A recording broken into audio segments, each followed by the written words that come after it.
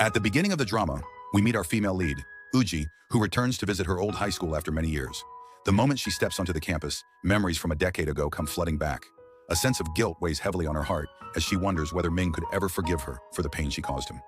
As these thoughts linger, the story transports us 10 years into the past.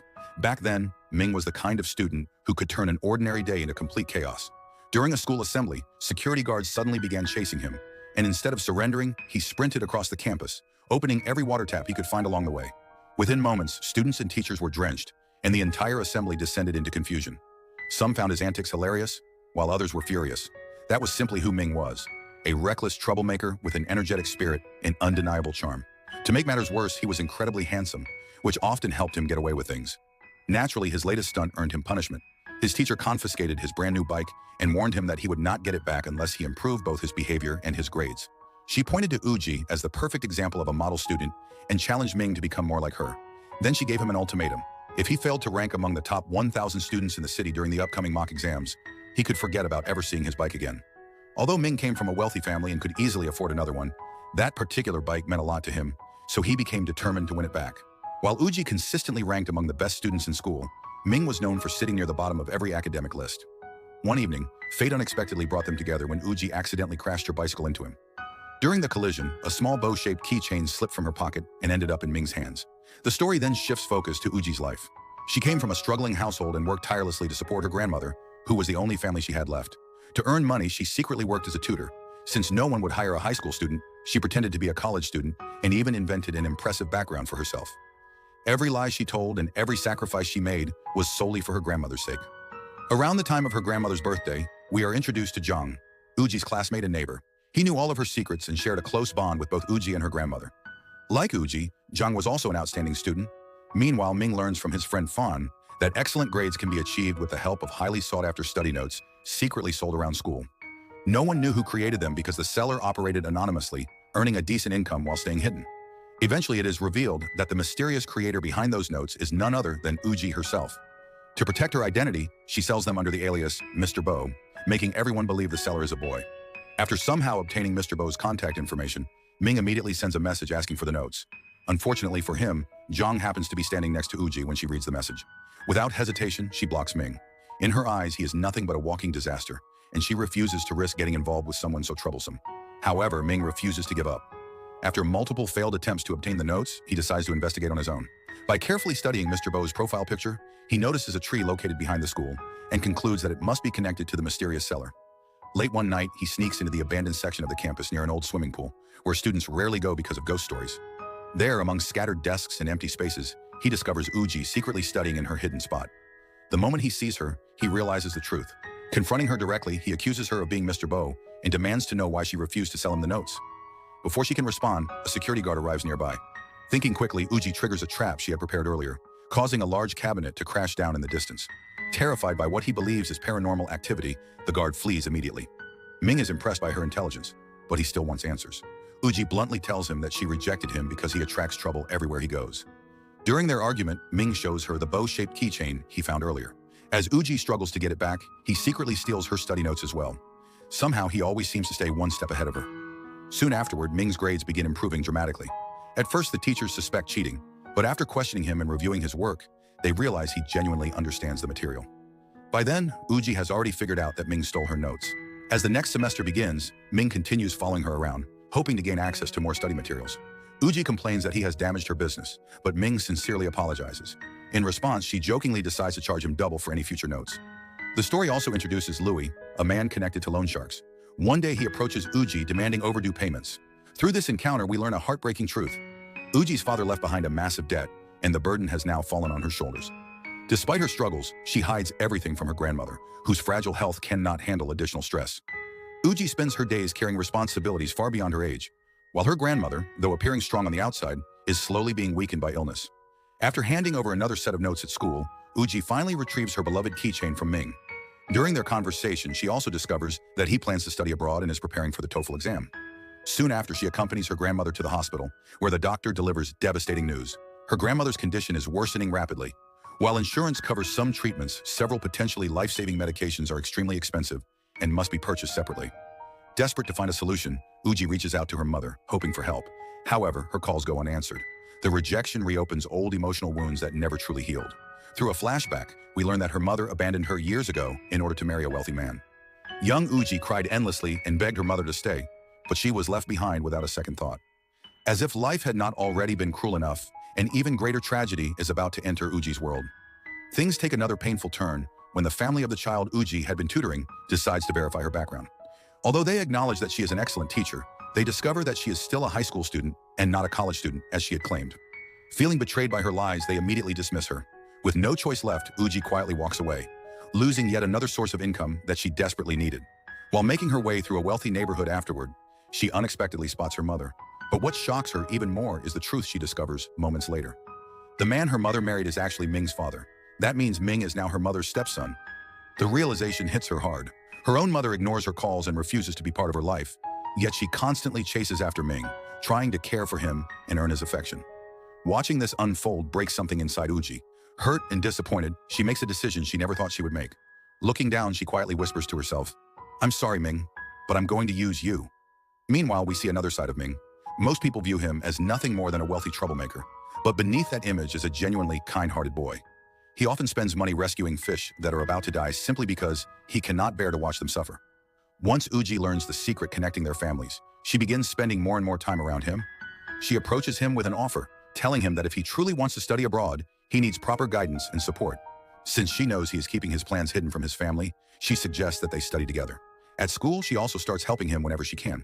As a student proctor, she occasionally overlooks his minor mischief and protects him from getting into trouble. Little by little, she creates opportunities to stay close to him. One day, she secretly uses the phone in the teacher's office to call her mother. During the conversation, she repeatedly mentions Ming and casually reminds her mother about the upcoming parent-teacher meeting. Her mother is surprised because Ming has always kept his distance from her, yet she is so happy by the possibility that she agrees to attend without questioning it further. At the same time, Uji continues learning more about Ming. When she discovers his love for video games, she challenges him to a competition. She confidently tells him that if she manages to beat him even once, he must agree to let her tutor him. Despite never having played the game before, she stubbornly keeps trying. Ming defeats her again and again during the first 4 rounds. However, Uji learns incredibly fast, and in the final round she manages to pull off an unexpected victory. Ming cannot help being impressed by her determination, and eventually he agrees to join her study sessions at their secret hideout. From that point on, the two spend countless hours studying together. Uji helps him with English, creates study guides for him, and even gives him practice tests. During one of their sessions, she notices how uncomfortable he is in the heat. The next day, she arrives carrying a small portable fan just so he can study more comfortably. Small gestures like these slowly begin to brighten Ming's days. She often waits in long lines to buy drinks for him and constantly goes out of her way to make him feel appreciated. Zhang notices all of this almost immediately. After learning that Uji has been secretly tutoring someone, he eventually discovers that the student is Ming. When Uji defends Ming and says he is nothing like the rumors people spread about him, Zhang feels a sting of jealousy he cannot ignore. As time passes, Ming finds himself becoming increasingly interested in Uji as well. He secretly sketches her in his notebook and discovers that they share many of the same habits and interests. One day, Uji brings home a dying fish she wants to save, but the bag holding the fish begins leaking. Desperate to help it survive, the two sneak into the chemistry lab and borrow a beaker without permission. Unfortunately, a security guard spots them, triggering a hilarious chase across the school grounds. The situation becomes even crazier when they end up hiding near a window. Uji jumps down without hesitation, but Ming freezes because he is terrified of heights. Seeing his fear, she encourages him to trust her and jump. Gathering his courage, he finally does. And just before he loses balance, Uji catches him. For a brief moment, the chaos around them fades away, and what started as a funny situation suddenly feels surprisingly romantic. Later, they sit together in the school courtyard beneath the same unusual tree that originally helped Ming uncover Uji's secret identity. Uji asks why he finds that tree so special when most people ignore it. Ming explains that the tree has a rare condition similar to albinism, which makes it different from all the others. That uniqueness is exactly what caught his attention. Uji smiles when she realizes they notice the same kinds of things in the world. Their conversation grows more personal. Uji admits that Ming is completely different from the person she originally imagined. When he asks what she expected, she describes a spoiled rich kid who never had to work for anything and would eventually inherit a successful business without facing any real struggles. Ming laughs and jokingly says that sounds exactly like his life plan, yet beneath her words is a sense of guilt. She quietly tells him that he is actually a good person who does not hurt others. Curious, Ming asks who she is talking about. Before she can answer honestly, she quickly changes the subject. As their bond deepens, even simple moments become meaningful. One evening, Uji rides home on a bus while Ming cruises alongside on his motorcycle. Through the window, they exchange smiles, enjoying the quiet comfort of each other's presence. At the same time, Ming asks his friend Fan to keep a major secret. He is preparing to study abroad, and if his family learns about it, they will never allow him to leave. Not long afterward, Ming notices that Uji frequently passes by a fish shop near the workshop where he spends time. The store is about to close permanently, and several unsold fish remain. Uji feels terrible for them. Knowing she cannot afford to buy them all, Ming steps in and purchases every single fish. He shrugs it off by saying that money means nothing to him anyway. Together, they release the fish into a swimming pool filled with water. Sitting side by side, they watch them swim freely and talk about life. Then Uji suddenly realizes that one of the fish is a betta fish. Panicking, she explains that it could attack the others if left alone. Without thinking twice, she jumps into the water to catch it. Of course, Ming immediately jumps in after her. The two spend a surprisingly joyful afternoon splashing around, chasing fish, and laughing together. After getting completely soaked, they head to the school storage room in search of dry clothes. There, they discover stacks of unused club t-shirts and decide to change. Ming tells Uji to use a private corner while he changes nearby. At one point, she accidentally glances in his direction and catches sight of him shirtless. Embarrassed, she immediately looks away, her face turning red. Trying to distract herself, she asks why he wants to study abroad. Ming answers honestly, saying that he does not feel truly connected to anyone here. He then encourages her to focus on her own future, because someone as talented as her has endless potential ahead. Later, they continue caring for the rescued fish, placing them into separate containers and beakers. During the process, Uji teases Ming for not knowing that betta fish can attack other fish. He admits that nobody ever let him watch much television as a child. Then, with a playful smile, he says something that catches her off guard. He tells her that sometimes it feels like she is intentionally trying to get closer to him. Before she can respond, a security guard suddenly appears and catches them red-handed. The following day, the entire school learns about the incident. An announcement reveals that Ming and Uji misused laboratory equipment without permission and will be punished. Everyone is shocked to hear Uji's name. She has always been known as one of the school's most responsible students. Ming, on the other hand, fits exactly the image people expect. Seeing the situation, Ming immediately takes responsibility. He publicly claims that the entire idea was his, and insists that Uji only got involved because he asked for help. Uji also apologizes, but the students and teachers still criticize them for breaking school rules. Afterward, Uji asks him why he took all the blame. Ming simply tells her that her reputation is important and deserves to remain spotless. Touched by his kindness, she thanks him and promises to treat him to a meal. However, she insists that they will be eating at a place of her choosing. Meanwhile, Zhang becomes increasingly uncomfortable watching their friendship grow stronger. During lunch break, Uji drags Ming through a crowded marketplace filled with narrow streets where he cannot even ride his motorcycle properly. He repeatedly suggests that she hop onto the back of his bike instead, but she stubbornly refuses, claiming she has always preferred being the one in control. Eventually, they arrive at a small noodle shop. This place holds special meaning because Uji's grandmother once worked there. She proudly orders her favorite customized noodles and confidently tells Ming that he will never find the same taste anywhere else. The elderly owner knows Uji very well and quickly takes a liking to Ming too. Since he also loves motorcycles, he and Ming become friends almost instantly. Unfortunately, the old man is not very good at keeping secrets, and that is about to create a brand new problem for everyone. Unfortunately, the noodle shop owner could not keep the secret for long. Before anyone knew it, he had already mentioned Ming to Uji's grandmother. Naturally, Grandma became curious and started asking questions about the mysterious boy. Uji tried to brush it off, insisting that Ming was nothing more than a friend. However, Grandma was not convinced. She revealed that she had learned from Zhang that Uji had recently been neglecting her studies and had even gotten involved in breaking school rules. Worried that the conversation might negatively affect Grandma's fragile health, Uji quickly calmed her down and reassured her that everything was under control. Later that evening, Uji confronted Zhang on the rooftop of her apartment building. Upset, she demanded to know why he had told Grandma about her personal life. Zhang apologized, explaining that he simply could not lie to her. Then, for the first time, he admitted what had really been bothering him. Uji had always been his closest friend, but ever since Ming entered her life, he felt like the distance between them was growing wider every day. The conversation gradually became more personal. Zhang asked her what kind of future she envisioned for herself, what university she wanted to attend, and what kind of person she hoped to become. After thinking for a moment, Uji replied that she simply wanted to become a kind person. Zhang looked confused by the answer and asked whether she believed she had done something wrong, because in his eyes, she was already one of the kindest people he knew. Meanwhile, Ming had been busy taking care of the fish they had rescued together. He purchased a large aquarium and carefully moved every fish into its new home. Proud of his work, he sent Uji a picture. The moment she saw that the fish were healthy and safe, a wave of relief washed over her.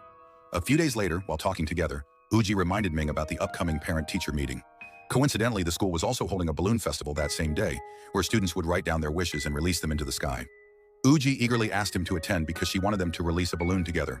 However, the balloon festival was merely an excuse. Her real goal was to create a situation where Ming and her mother would end up standing face to face. When the day finally arrived, Uji secretly used the teacher's office phone once again. Pretending to be an English teacher, she personally called her mother and made sure she would attend the meeting. To guarantee the timing worked perfectly, she deliberately scheduled everything around the balloon festival. Her mother found the call somewhat suspicious and even asked whether Ming knew she was coming.